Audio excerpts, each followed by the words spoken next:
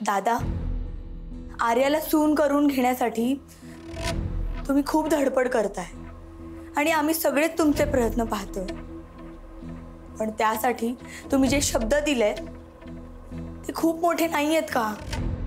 अजिबात नाही. पूर्ण विचार करून मी शब्द दिलेला आहे आणि मी कधीही कुठल्याही चमत्काराची वाट बघत नाही. मला हवी तशी परिस्थिती निर्माण करतो. पण सारंग आणि मुक्ता त्यांना हवी तशी वेळ घेऊन आलेत. तुझा माझ्यावरती विश्वास नाहीये दादा? का मी त्यांच्या समोर गुडघे टेकेन असं वाटते तुला?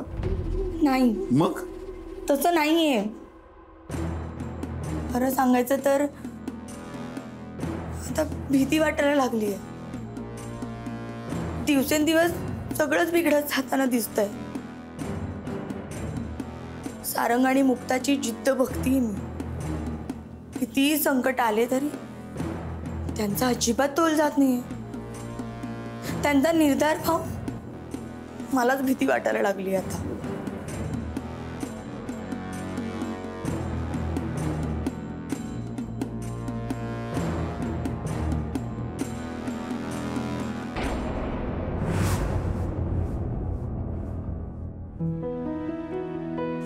सारंग भाऊ, आपण दोघांनी जे लावायचं होय? नाही, भाऊ काका आणि गायत्री पण येतात रूम सजवायला. असं होय? हळू, कोणाला समजायला नको. हो सारंग भाऊ, तुम्ही बघाच. अहो, ह्या नाकाचा त्या नाकाला वास बी येणार नाही बघा फुलाचा. बरं दामू काका, हे घ्या आणि तुम्ही पुढे व्हा, मी आलोच. होय होय.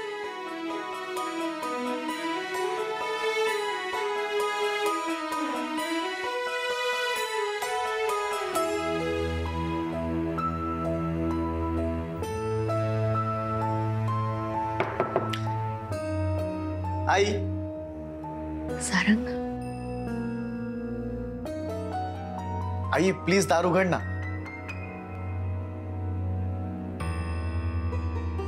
आई मला तुझ्याशी बोलायचंय. हे बघ, मला तुला काहीतरी सांगायचंय. तू बोल, ऐकते मी. नाही आई, आई मला तुझ्या डोळ्यात बघून बोलायचंय. तुझ्या चेहऱ्यावरचा आनंद बघायचाय मला. आई, ए आई प्लीज दार उघड ना. बघ इथे कोणीच नाही, कोणाला समजणार नाही आणि मी पटकन बोलून टाकेन. तुला जे काही सांगायचंय ते तिथूनच सांग आणि जा. त्याचा त्रास अडचणी आणखी नको वाढवू.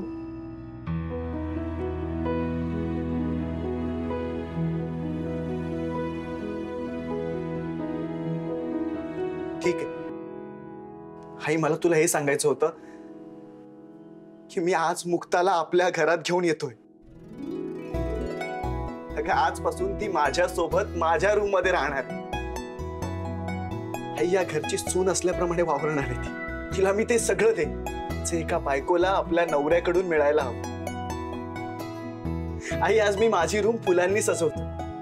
माझ्या रूम मधला माझा पहिला सहवास तिला आयुष्यभर लक्षात राहायला हवा.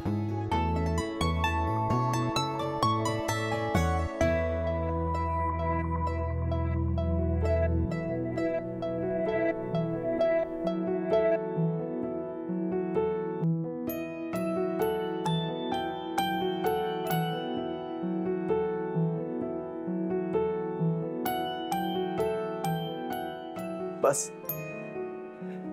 इतकंच सांगायचं होतं. आई मला माहितीये तू माझ्या समोर नसलीस ना तरी तुझ्या चेहऱ्यावरचा आनंद मला समजतो. आणि आई तू काहीच काळजी करू नकोस, मी सगळं ठीक करेन. मुक्ताची व्यवस्थित काळजी घेईन, तिला काहीच कमी पडू देणार नाही. आई फक्त वाईट ह्याचं वाटतंय की मी तुझ्यासाठी काहीच करू शकत नाही, तुझी काळजी घेऊ शकत नाही. आई आम्हा दोघांना तुझी खूप आठवण येते, तुझी खूप कमी जाणवते.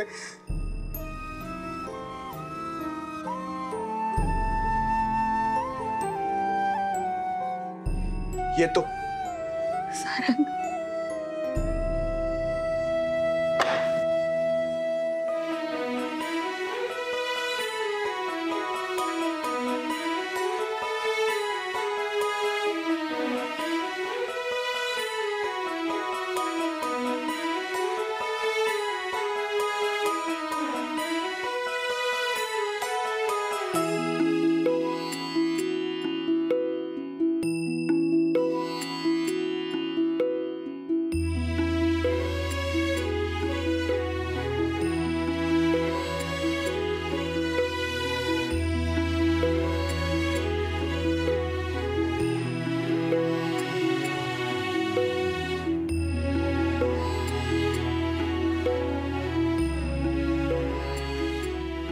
नको बाळा, नको नको.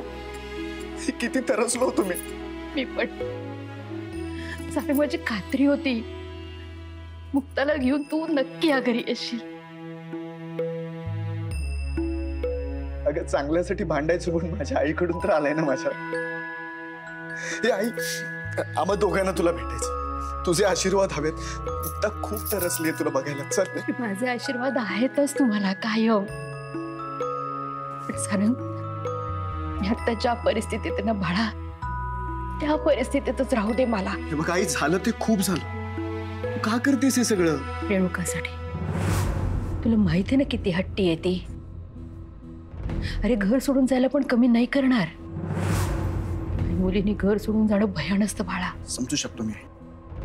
तुझी तडफड, तुझी तगमग, सगळं सगळं समजू शकतो. मला यातच आनंद आहे की तुम्ही दोघे एकत्र आहात. सारंगणे तो दिवस नक्की येईल की ज्या दिवशी मी मुक्ताचे माझी सून म्हणून लाड करत असेन. खरंच. पण आता जा बाळा, आपल्या दोघांना बोलताना कोणी नको बघायला. जा. आई, आई,